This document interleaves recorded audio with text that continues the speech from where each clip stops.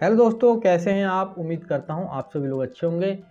मैं आपको दोस्त सुरेश कुमार और इस वीडियो में आपके साथ में मैं 10 ऐसे क्वेश्चन आंसर शेयर करूंगा जो कि यूपीआई और इनकम टैक्स से रिलेटेड क्वेश्चन हैं। आप सभी लोग कहीं पर भी जाते हैं, कोई दुकान से सामान खरीदते हैं तो आप बार कोड स्कैन करते हैं और यूपीआई से पेमेंट कर देते हैं। तो इन्हीं चीज़ों को लेकर के मेरे सब्सक्राइबर ने मुझसे 10 ऐसे क्वेश्चन किए हैं जो कि यूपीआई और इनकम टैक्स से रिलेटेड क्वेश्चन हैं। तो मैं आपके साथ में 1 बाय 1 करके एक एक क्वेश्चन का आंसर शेयर करूंगा। तो वीडियो में अंत तक बने रहना ताकि आपको पूरी जानकारी मिल सके। तो पहला क्वेश्चन है कि यूपीआई ट्रांसफर की अधिकतम सीमा क्या है। भारतीय रिजर्व बैंक ने 8 दिसंबर 2023 को ये ऐलान किया है कि आप यूपीआई से 1 लाख से 5 लाख तक की पेमेंट कर सकते हैं। और ये जो पेमेंट है आपको किसी हॉस्पिटल या किसी स्कूल, किसी शैक्षणिक संस्थान में ही आप कर सकते हैं। एक व्यक्ति एक दिन के अंदर यूपीआई से 10 बार पेमेंट कर सकता है। 24 घंटे के अंदर आप 1 लाख रुपए की पेमेंट किसी भी व्यक्ति को यूपीआई के जरिए कर सकते हैं। अगला क्वेश्चन है, यदि यूपीआई लिमिट पार हो जाए तो मैं पैसे कैसे ट्रांसफ़र करूं। यदि आप अपनी दैनिक लिमिट को क्रॉस कर देते हैं, आपको जैसे 10 बार यूपीआई से पेमेंट करने की छूट है, लेकिन आप 10 बार पेमेंट कर चुके हैं और आपको अभी और पैसे ट्रांसफ़र करने हैं, तो ऐसी कंडीशन में आप यूपीआई का यूज़ नहीं कर सकते हैं। वहाँ पर आपको फिर नेट बैंकिंग का यूज़ करना होगा। आप नेट बैंकिंग के जरिए पैसे ट्रांसफ़र कर सकते हैं। अगला क्वेश्चन है, क्या यूपीआई से होने वाली इनकम पर टैक्स देना होता है। इनकम टैक्स सेक्शन 56 के अनुसार यदि आप एक फाइनेंशियल ईयर के अंदर 50,000 से ज़्यादा का कैशबैक प्राप्त करते हैं तो वो इनकम आपकी टैक्सेबल होती है, वो आपकी टैक्सेबल इनकम होती है और उस पर आपको टैक्स के अंतर्गत कैलकुलेट किया जाता है। कैशबैक का मतलब ये होता है कि जैसे आप किसी को कोई पैसे ट्रांसफ़र करते हो या कोई रिचार्ज करते हो, किसी ऑनलाइन किसी पेमेंट करते हो तो वहाँ पर आपको कुछ रिवॉर्ड पॉइंट्स या कुछ पैसे प्राप्त होते हैं। आजकल जो स्टूडेंट्स होते हैं कैशबैक के चक्कर में अक्सर यूपीआई का यूज़ करते रहते हैं।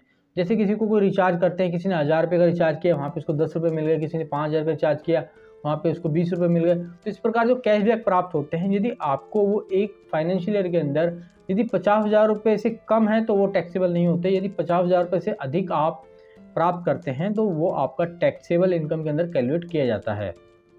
अगला क्वेश्चन है, यूपीआई गाइडलाइन क्या है। National payment corporation of India ने यह अपने एक आदेश में जारी किया है कि यदि आप 1 साल के अंदर अपने यूपीआई से पेमेंट करते हैं, यदि आपने 1 साल के अंदर किसी भी अपने यूपीआई से पेमेंट किसी को भी ट्रांसफ़र कर दिया है या कोई पेमेंट करी है तो आपका यूपीआई चालू रहेगा। यदि आपने 1 साल तक किसी भी यूपीआई का यूज़ नहीं किया है, किसी को कोई पेमेंट नहीं की है, कोई भी आपने ऑनलाइन काम नहीं किया यूपीआई से और 1 साल तक आप यूपीआई का यूज़ नहीं करते तो आपकी यूपीआई बंद कर दी जाएगी। अगला क्वेश्चन है, बैंक में कितने रुपए जमा करने पर टैक्स लगता है। देखिए आरबीआई के अनुसार देखिए बैंक में पैसे जमा करने की तो कोई भी लिमिट नहीं है, आप जितना चाहे पैसा जमा कर सकते हैं सेविंग अकाउंट के अंदर। लेकिन आपको ये ध्यान रखना है कि यदि आप एक फाइनेंशियल ईयर के अंदर 10 लाख रुपए जमा करते हैं, 10 लाख रुपए से अधिक आप जमा करते हैं तो बैंक की लायबिलिटी होती है कि वो ऐसे कस्टमर की जानकारी इनकम टैक्स को भेजे। तो ऐसी कंडीशन में क्या होगा कि जब आप 10 लाख रुपए तक तो आपको कोई दिक्कत नहीं है, लेकिन आप 10 लाख रुपए से अबव यदि जमा करते हैं तो बैंक वाले आपकी जानकारी इनकम टैक्स को देंगे और इनकम टैक्स वाले अलर्ट हो जाएंगे। तो ऐसी कंडीशन में इनकम टैक्स वाले आपसे पूछ सकते हैं कि ये पैसा आपके पास कहाँ से आया। तो आपको ये सभी जानकारी आपके पास होनी चाहिए कि आपने ये पैसा कहाँ से अर्न किया है ताकि आपको भविष्य में दिक्कत ना हो। तो कोशिश ये करें कि आप एक फाइनेंशियल ईयर के अंदर 10 लाख रुपए से कम ही जमा करें। अगला क्वेश्चन है, एफडी में कितनी राशि टैक्स फ्री है। देखिए सीनियर सिटीजन को छोड़ करके यदि आपका जो ब्याज है 40,000 रुपये तक है तो आपको कोई टैक्स नहीं लगता। यदि आपका 40,000 रुपये से ज़्यादा ब्याज होता है तो उस पर आपको टैक्स देना होता है। और जो सीनियर सिटीजन होते हैं उनके लिए 60,000 तक की लिमिट रखी हुई है। यदि वो एक फाइनेंशियल ईयर के अंदर उनके एफडी पर 60,000 रुपये तक का इंटरेस्ट बनता है तो उनको उस पर कोई टैक्स नहीं देना होता है। लेकिन यदि उनकी भी 60,000 से अधिक लिमिट क्रॉस कर जाती है तो वहाँ पर फिर उनको टैक्स देना होता है। अगला क्वेश्चन है, भारत में किसका वेतन टैक्स फ्री होता है। जिन व्यक्तियों की इनकम 7 लाख रुपए तक है उनको टैक्स देने की ज़रूरत नहीं है। अब सरकार ने यह घोषणा कर दी है कि यदि आपकी इनकम 7 लाख रुपए तक है तो आपको कोई टैक्स नहीं देना है। पहले ये लिमिट 5 लाख रुपए तक थी 5 लाख रुपए तक आपको टैक्स नहीं देना होता था। यदि 5 लाख रुपए से आपकी इनकम ज़्यादा होती थी तो आपको टैक्स देना होता था। अब ये छूट 5 लाख से बढ़ाकर 7 लाख कर दी गई है। मतलब आप 7 लाख रुपए तक यदि एक फाइनेंशियल के अंदर कमाते हैं तो आपको कोई टैक्स नहीं देना होता है। अगला क्वेश्चन है, इनकम टैक्स का छापा कब पड़ता है? देखिए, बड़ा ही गंभीर क्वेश्चन है, इनकम टैक्स का छापा कब पड़ता है। देखिए, जिन लोगों की इनकम और टैक्स का मिलान नहीं हो पाता, जैसे कि मान लीजिए किसी की इनकम के अनुसार 1 लाख रुपए का टैक्स बनता है लेकिन वह 50,000 रुपये टैक्स जमा कर रहा है, तो ऐसी कंडीशन में इनकम टैक्स वाले उसके यहाँ पर रेड मार सकते हैं। या किसी के प्रति एक गुप्त सूचना मिलती है इनकम टैक्स वालों को, ये बताता है कि इसके यहाँ पर ब्लैक मनी है, तो भी इनकम टैक्स वाले उसके यहाँ पर रेड मार सकते हैं। या कि इनकम टैक्स वालों को किसी की इनकम के ऊपर शक होता है कि इसके पास में ब्लैक मनी है, तो वहाँ पर इनकम टैक्स वाले छापा मार सकते हैं। अगला क्वेश्चन है, क्या मैं अपने खाते में 3 लाख नगद जमा कर सकता हूँ?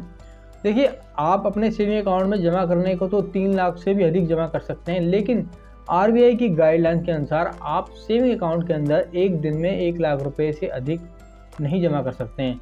यदि आप 1 लाख रुपए से अधिक जमा करते हैं तो ऐसी कंडीशन में बैंक वाले आपकी जानकारी इनकम टैक्स वालों को प्रोवाइड कराते हैं और इनकम टैक्स वाले आपसे पूछ सकते हैं और फिर वहाँ पर आपको क्लैरिफिकेशन देना पड़ेगा कि ये पैसा आपके पास में कहाँ से आया और उसके बारे में आपको डिटेल से उन्हें बताना पड़ेगा। तो कोशिश ये करें कि आप एक दिन में 1 लाख रुपए से अधिक जमा ना करवाएं और 1 साल के अंदर आपको सेविंग अकाउंट के अंदर 10 लाख रुपए से अधिक पैसा नहीं रखना चाहिए। यदि आप 10 लाख रुपए से अधिक अपना सेविंग अकाउंट के अंदर जमा करते हैं तो वहाँ पर भी इनकम टैक्स वाले आपसे पूछ सकते हैं कि यह पैसा आपके पास में कहाँ से आया, फिर आपको उनको क्लैरिफिकेशन देनी होती है। अगला क्वेश्चन है कि कौन सा ब्याज टैक्स फ्री है?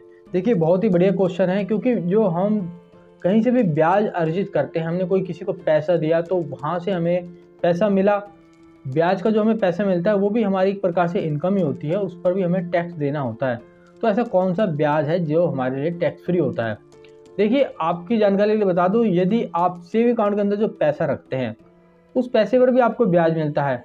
यदि आपको उस पैसे पर 1 साल के अंदर 10,000 रुपये तक का ब्याज मिलता है तो वो टैक्स फ्री होता है। यदि आप 10,000 रुपये से अधिक आपको जो ब्याज मिलेगा वो टैक्स फ्री नहीं होगा।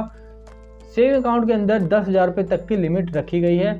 यदि आपको एक फाइनेंशियल ईयर के अंदर सेविंग अकाउंट के अंदर रखे हुए पैसे पर 10,000 रुपये का ब्याज मिलता है तो वो टैक्स फ्री माना जाता है। सेक्शन 80 TTA के अंतर्गत आप इनकम टैक्स की रिटर्न के अंदर 10,000 रुपये तक की रिबेट क्लेम कर सकते हैं।